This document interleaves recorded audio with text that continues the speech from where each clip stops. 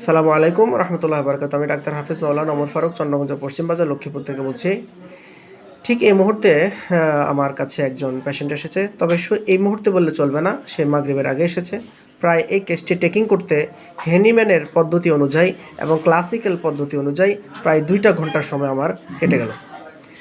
তো প্রিয় ডক্টর বন্ধুগণ এবং সাধারণ জনগণের অবগতির জন্য বলছি, যে কোনো সিভিয়ার কেসে একজন হোমিও ডক্টর অবশ্যই তার নীতি নৈতিকতার উপরে ঠিক থেকেই কেস টেকিং করতে হবে।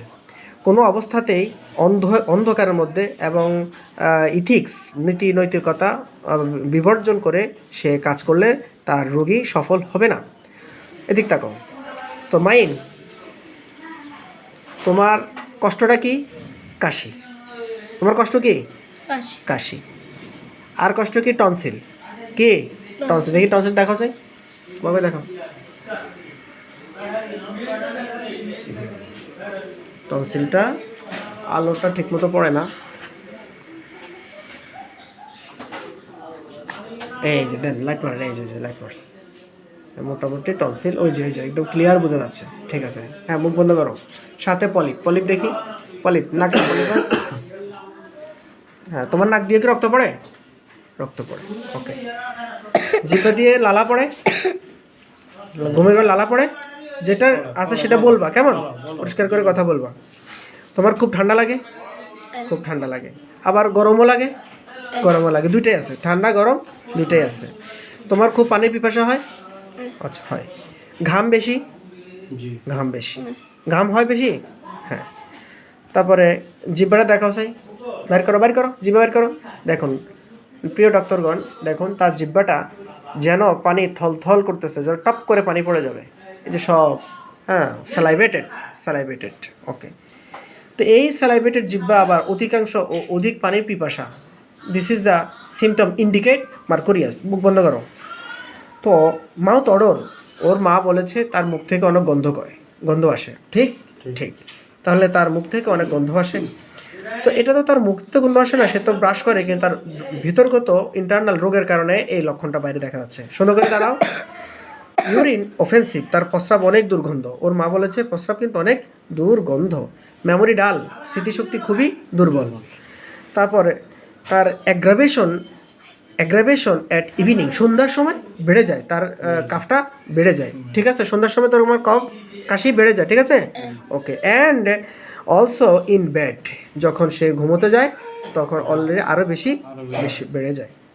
Desire for fish, meat, milk, egg, সে ডিম, দুধ, মাছ, মাংস, ডিম এগুলো খুব পছন্দ করে। তো ডিস্ট্রাকটিভ এবং ধ্বংসাত্মক মানুষ, সে রাগ যখন ওঠে তখন মানুষের গায়ে হাত তোলে, এটা সেটা ভেঙে ফেলে। এই লক্ষণগুলো আছে। তো স্যালাইভেশন, ঘুমের ঘরে অনেক লালা পড়ে, এটা তো আগেই বলেছি। স্টুল লং টাইম, সে দীর্ঘ সময় নিয়ে পায়খানা করে, এবং তার মা বলেছে পায়খানা প্রস্রাব অনেক দুর্গন্ধ, দীর্ঘ সময় নিয়ে পায়খানা করে। তো বন্ধুরা, আমি দীর্ঘ 2টা ঘন্টা সময় ব্যয় করে মেডিসিন সিলেকশন করেছি। আমার ন্যাট্রামিউর লক্ষণ এসেছে, ক্যালকেরিয়া কার্বের লক্ষণ এসেছে, হিপাস সালফারের লক্ষণ এসেছে, নাইট্রিক অ্যাসিডের লক্ষণ অলরেডি এসে গেছে, মার্কুরিয়াসের লক্ষণ এসে গেছে। তো আমাদের একটাই কথা, treat the patient not the disease, এবং এক্সট্রিমলি প্রহিবিটেড হ্যানিম্যান পলিফার্মেসি আমাদেরকে করা যাবে না।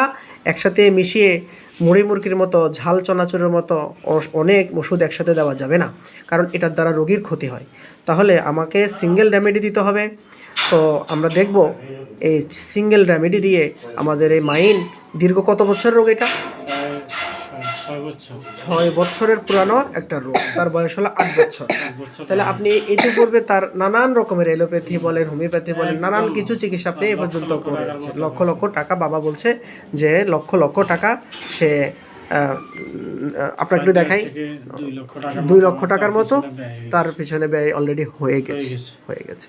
কিন্তু বন্ধুরা, এখনও পর্যন্ত মাইন্ড সেই কাশ থেকে রিলিফ পায়নি। তো দেখি আমাদের হোমিওপ্যাথিতে আজকে তার আমরা কি হয়। তবে তার চিপ কমপ্লেন আমরা পেয়েছি প্রায় কটা, 9টা।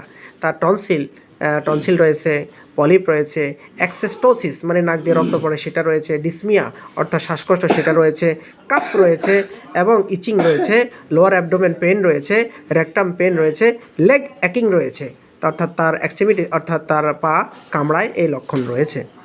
তো বন্ধুরা, আমাদের কথা একটাই, রোগ নয়, treat the patient not the disease. তো আমি এই মুহূর্তে নাইট্রিক অ্যাসিডও দেবো না, এই মুহূর্তে সিসিও দেবো না, এই মুহূর্তে এনএমও দেবো না, এই মুহূর্তে তাকে আমি এইচএস অর্থাৎ হিপার সালফার দেবো না, তাকে আমি চয়েস করেছি মার্কুরিয়াস দেবো। This is the choice of this patient, Mercurius. Mercurius আমি এখন তাকে দেব। দেখি লেটস সি রেজাল্ট। আমরা দেখব তার 1 মাস পরে কী ফলাফল আসে। আমরা আপনাদেরকে ফলো আপ দেখাবো ইনশাল্লাহ।